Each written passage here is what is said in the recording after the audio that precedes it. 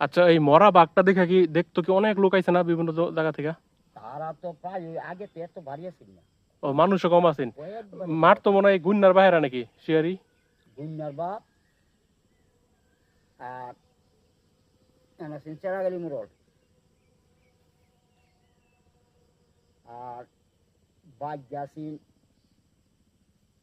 হাসেন হুঁচু হুঁচু ডাকতো,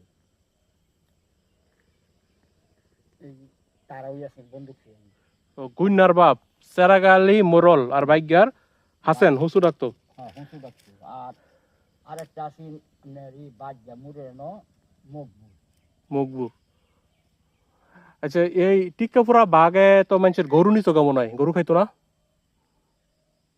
গরু খাওয়া অর্ধেক খাওয়া জাতীয় দিছি, কলা দিছিল খাইয়া অর্ধেক শেষ করতেছে না। শেষ করতেছে না।